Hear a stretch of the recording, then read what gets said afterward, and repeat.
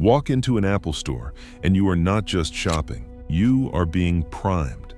The 32-foot glass cube, the silence, even the missing price tags are not accidents. Every detail manipulates your senses, making you want to touch, making you want to buy, and leaving you unsure why. But how does Apple engineer your behavior so completely without you realizing it? The answer begins long before you ever hold the device. Step through the glass cube on Fifth Avenue, and the world outside fades away. The ceiling soars overhead, 32 feet of open air and light, echoing the quiet awe of a cathedral.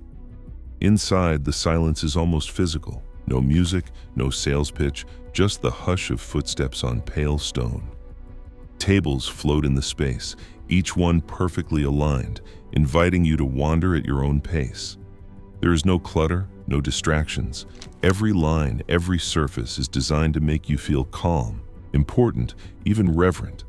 A former Apple retail employee describes it as deliberate choreography. The space itself tells you how to move, how to feel, long before you ever reach for a device. Price tags are nowhere to be found. Instead, every device sits out in the open, waiting to be picked up. When shoppers reach for an iPhone or MacBook, something changes. Touching a product, even for a few seconds, triggers a subtle shift in the brain. Behavioral researchers call this the endowment effect. The simple act of holding an object makes it feel like it already belongs to you. In controlled store experiments, pickup rates spike when prices are hidden. Participants asked to handle a device, even briefly, report a higher desire to own it and are more likely to buy. Here, curiosity turns into commitment, not through persuasion, but through touch. A single chime slices through the air, a sound so familiar it barely registers as engineered. The iMessage ding isn't just a notification. It is tuned to spark anticipation, creating a flash of dopamine before you even read the message. Neuroscientists explain that the brain's reward system fires not when the message is read, but the moment the chime hits, a reward prediction error in action.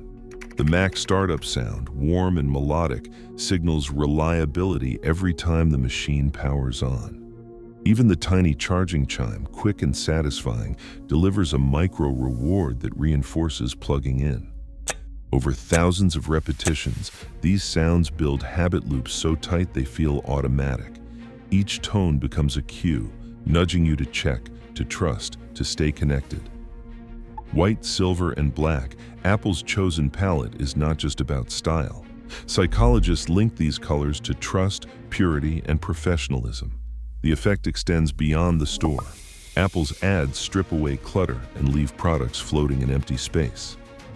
In side-by-side studies, minimalist ads like these stick in memory far longer than busy competitor campaigns.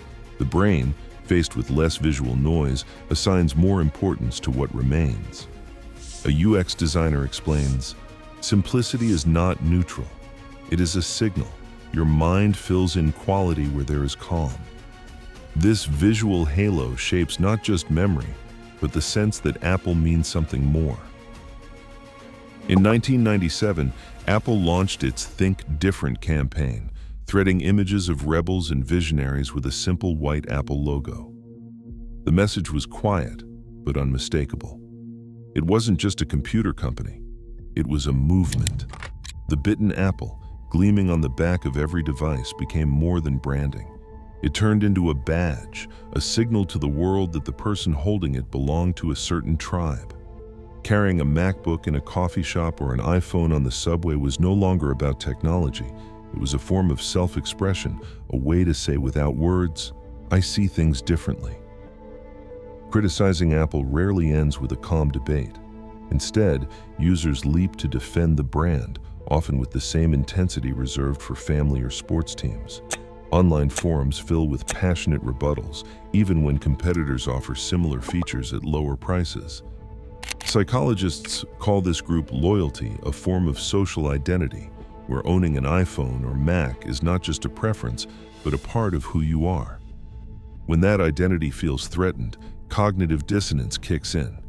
People justify flaws, downplay drawbacks, and rally together, not just to protect a product, but to protect their own sense of belonging. The tribe holds strong, even when logic suggests otherwise. Switching away from Apple isn't just about picking a new phone. Each device is woven into a web. iPhone, AirPods, Mac, Watch, iCloud are all designed to work together, sharing messages, photos, and logins without effort. When someone tries to leave, that web tightens.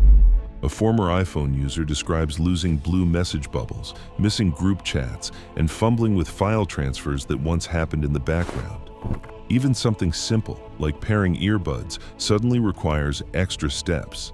Studies show that social pressure, like being the only green bubble in a group, can make switching feel isolating.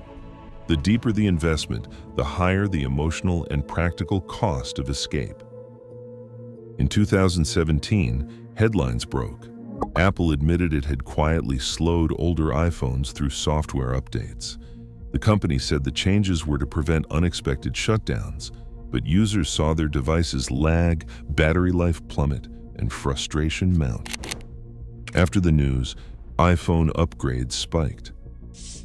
Apple's greatest product is influence, designed, not accidental. As tech shapes choice invisibly, the question isn't what we buy, but who's really making the decision. Thanks for watching.